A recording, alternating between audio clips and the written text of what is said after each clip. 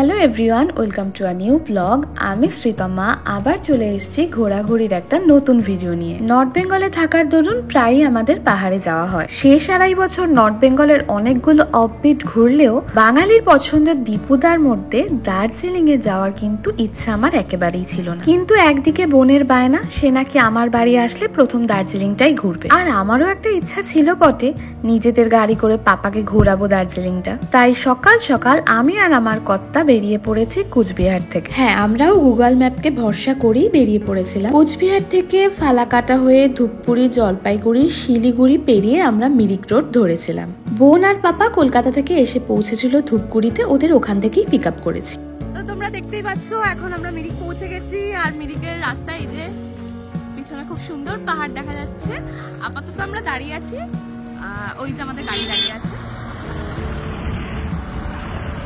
তো আমরা মিরিক যাওয়ার পথে এখন রাস্তায় দাঁড়িয়েছিলাম। এই মুহূর্তে আবার আমরা গাড়ি ছাড়লাম, আমাদের যে রিসর্ট আছে সেই উদ্দেশ্যে যাবো। এখন 12টা প্রায়। তো এবার একদম রিসর্টে পৌঁছে তারপরে আবার ভিডিও করব যে কেমন জায়গাটা আর আমরা কোথায় স্টে করছি।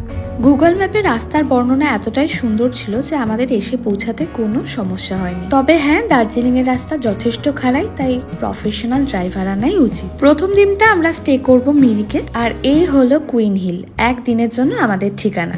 এটা আমরা বুক করেছিলাম অনলাইন আগোডা থেকে। ওখানে সমস্ত ডিটেলস, রুম ট্যারিফ, রুমের সাথে ব্রেকফাস্ট ইনক্লুড আছে কিনা সমস্ত কিছু দেয়া আছে। চাইলে তোমরা সেখান থেকে বুক করতেই পারো, তাই আমি আলাদাভাবে বুকিং ডিটেলস দিলাম না। যদি বলো কুইন হিল রিসর্টটা কেমন, তবে বলবো ভীষণই ভালো পরিবেশ। রিসর্টের প্রত্যেকটা ব্যালকনি থেকে মিরিক লেকের ভিউ পাওয়া যায়। কিন্তু যদি হসপিটালিটির কথা বলো, তাহলে আমি কিন্তু 10-এ 6 দিতে পারি। ওরা প্রথমে গ্রাউন্ড ফ্লোরে আমাদের এই রুমটা দিয়েছিল। রুমটা বেশ বড় ছিল, কিন্তু এটা গ্রাউন্ড ফ্লোরে বলেই বোধহয় একটা স্যাঁতস্যাঁতে গন্ধ বেরোচ্ছে। তাই জন্য আমরা বলি রুমটা চেঞ্জ করে দেওয়ার জন্য। ওনারা নিজেও এসে বোঝেন যে রুমটাতে সত্যি একটা গন্ধ বেরোচ্ছে, তখন চেঞ্জ করে আমাদের এই রুমটা দেয়া হয়। দেখতেই পাচ্ছ এই রুমটা ওপরে একদম খোলামেলা, আলো বাতাস ঢুকছে, এটাই কোনো রকম কোনো সমস্যা ছিল না। কিন্তু আমরা যখন চেক ইন করি তারপরে এই রুমটা পেতে আমাদের প্রায় 1.5 ঘন্টা সময় লাগে। আমরা যে আর একটা রুম নিয়েছিলাম, মানে পাপাদের রুমটা, ওটাতে বাথরুমের লকও ভাঙা ছিল। ওদের অনেকবার বলাতে ওরা সারিয়ে দেয়নি। যাই হোক, অবশেষে আমাদের ঘর পাওয়া গেল। তো চলো একবার তোমাদেরও দেখিয়ে দিই ব্যালকনি থেকে মিরিক লেকটা ঠিক কেমন লাগছে।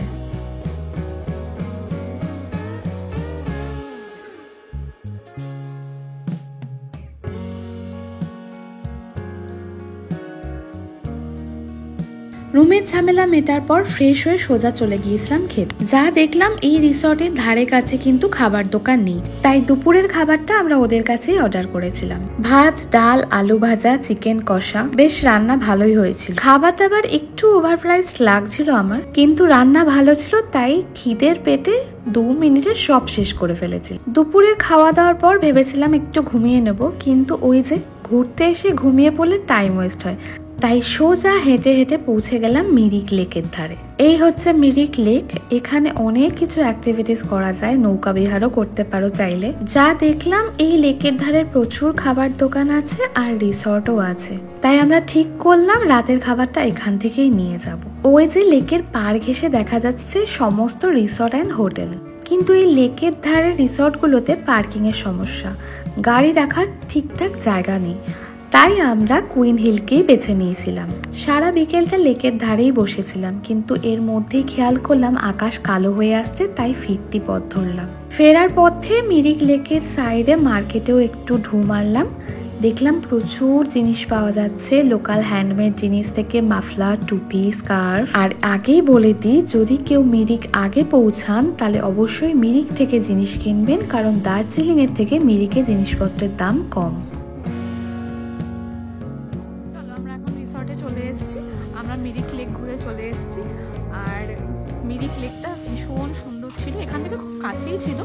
তো কালকে সকালে আমরা বেরোবো দার্জিলিং এর। পাহাড়ে তো ঝুপ করে সন্ধে নেমে যায়, আর বাইরে ছিল মারাত্মক ঠান্ডা। ওই যে বলেছিলাম লেকের ধার থেকে খাবার আনবো, কিন্তু সে আনতে যাওয়ার মতো সাহস আর হয়নি, এতই ঠান্ডা ছিল। আর সারাদিনের ধকলের পর ইচ্ছাও করছিল না আবার হেঁটে হেঁটে গিয়ে খেতে চাই, তাই এখানেই বলে দিয়েছিলাম কিছু একটা ব্যবস্থা করার জন্য। এদের যে ডাইনিং প্লেসটা আছে না, ওখান থেকে রাত্রিবেলা লেকের ভিউটা দারুণ সুন্দর দেখাচ্ছিল। রাতের খাবারে আমরা অর্ডার করেছিলাম রুটি আর পনির। রান্না কিন্তু যথেষ্ট ভালো ছিল। ব্যাস আর কি, কুইন হিলের পাট চুকলো, কাল সকাল সকাল বেরিয়ে পড়বো দার্জিলিং এর উদ্দেশ্যে। হ্যালো এভরিওয়ান, তো আজকে আমাদের সেকেন্ড ডে হচ্ছে মিরিকে। এখন আমরা দার্জিলিং এর উদ্দেশ্যে বেরোবো। তো সকালে আমাদের ব্রেকফাস্ট এখনো হয়নি, আমরা এরপর ব্রেকফাস্ট করতে যাবো। খাওয়াচ্ছে না, দুইজন ফটো তুলছে।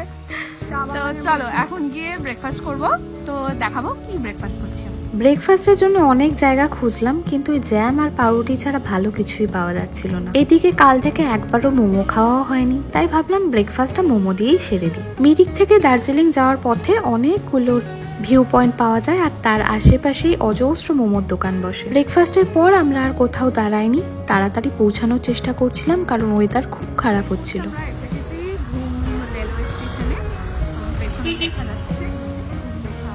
ঘুম রেল স্টেশন হয়েই আমরা দার্জিলিং এ পৌঁছেছিলাম। একটুখানি দাঁড়াবো না তা কি হয়?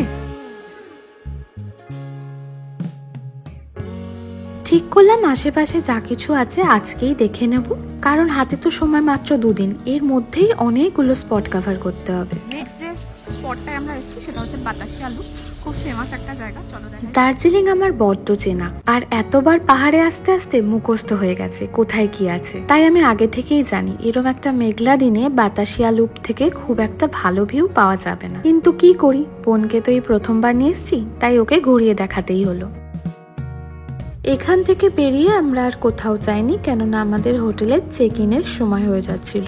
দার্জিলিং এ 2 দিন আমরা ছিলাম সেন্ট্রাল হেরিটেজে, আর এই 2 দিন কি কি করলাম, কোথায় কোথায় গেলাম, সমস্ত কিছু দেব পরের ভ্লগ।